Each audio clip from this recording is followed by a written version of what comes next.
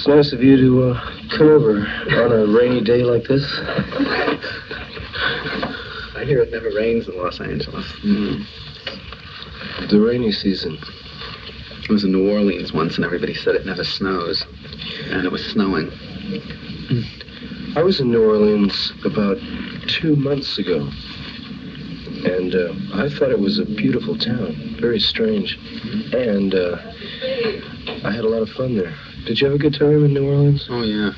It's the only place I've ever been in that looks exactly like it's supposed to look. You know, from all the photographs. You know, I was thinking about New Orleans last night. There's a bar called Bonaparte's. Did you go there? No. They have a fantastic mural done by a young artist who doesn't live in the city anymore. It's a picture of Napoleon in exile. And he's kind of sulking in this field, and there's a sword stuck in the ground in front of him. And then over to the left is the scenes from the some kind of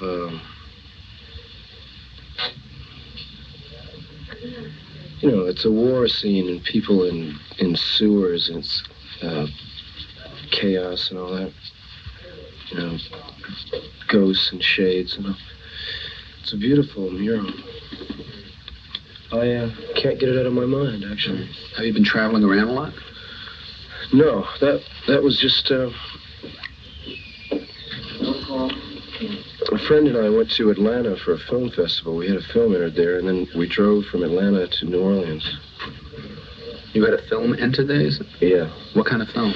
Well, it was a little 40-minute documentary on a rock and roll band traveling around the States. We shot about a year ago. What, you mean on the Doors? Yeah, it's called Feast of Friends. They showed it in the New York Film Festival, too. And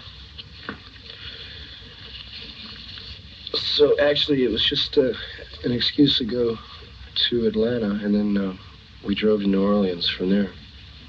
I dig the South. You have any scenes on the road? While traveling, you know? No.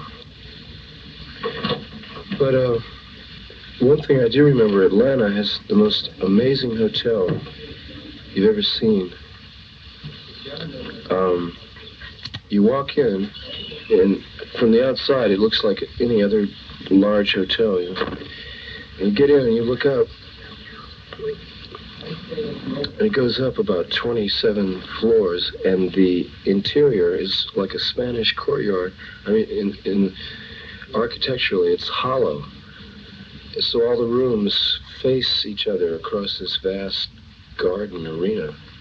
And the elevators are like kind of Victorian rocket ships.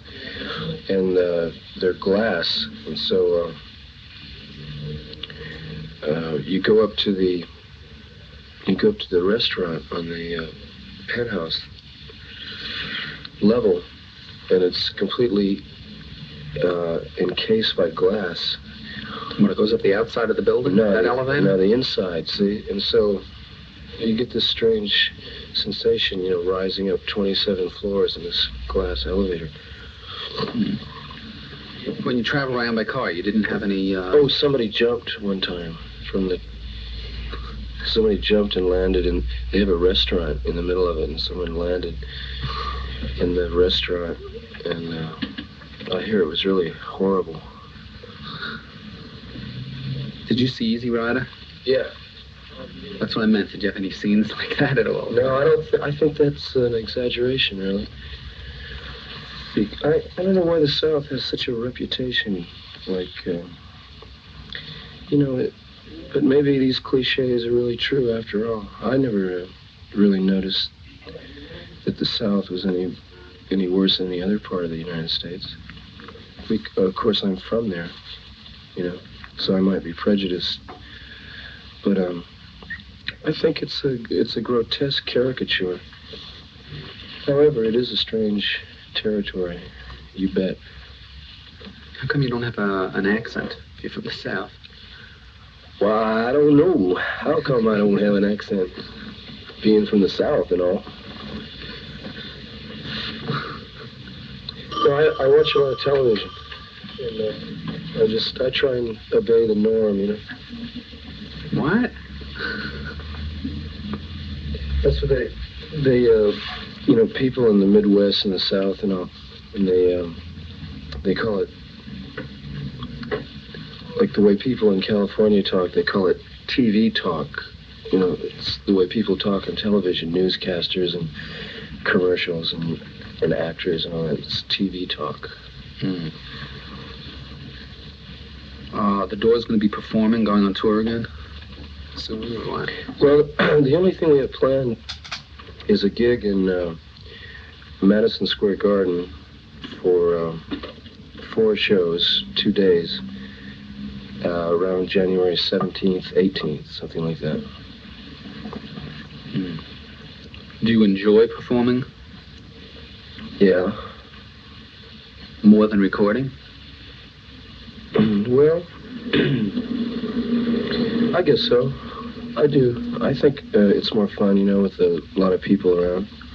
Recording studios tend to get a little dry and monotonous. Yeah, I guess the real fun is in performing. Hmm. Wait a minute, we're going to have to...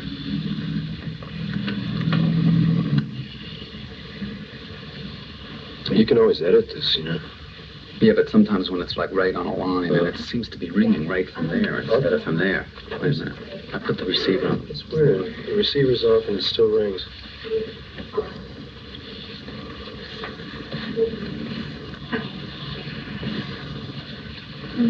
Maybe you can put all the lines on hold. Yeah, could you put them all on hold? Because it seems to... Take them all off? Yeah, because it seems to be ringing right here. Get the scissors. Do you rehearse specially for a performance? Nope. Well, how do you decide what you're going to do? You just go out?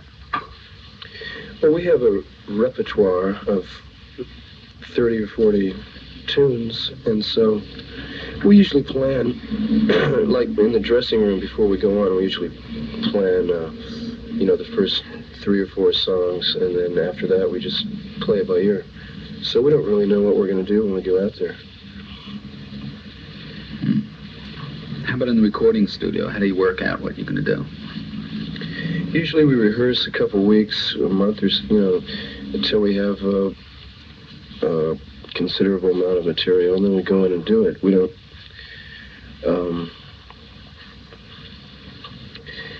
Well, on this new album, it's really strange. It went really quick, you know.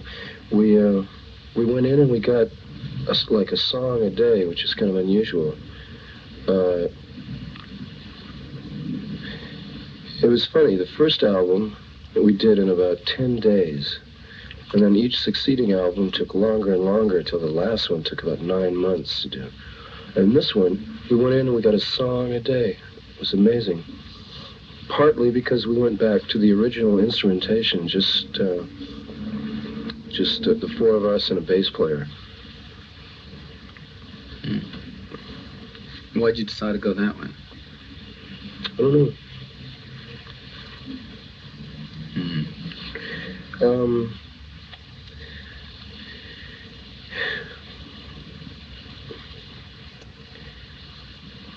I think that phrase is the most horrible phrase in the English language.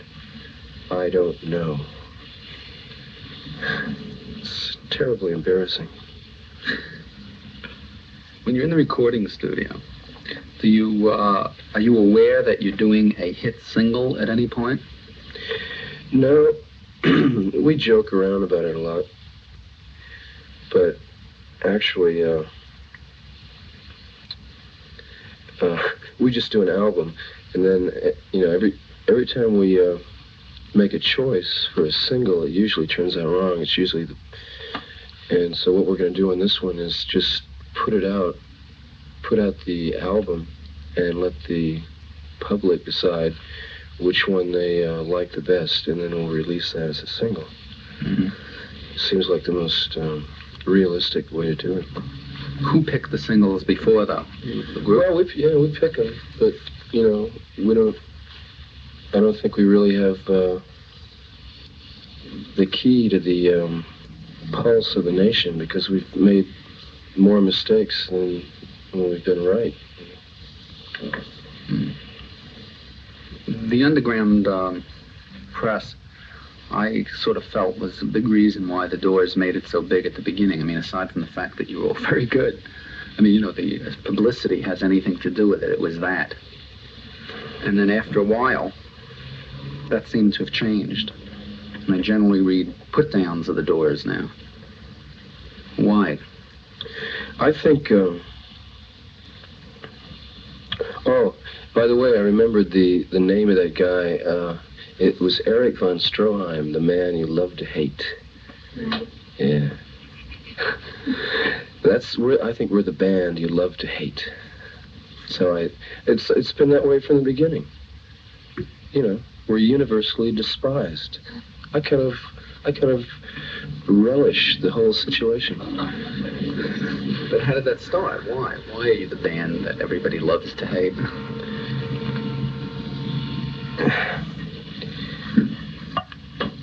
Gee, I don't know.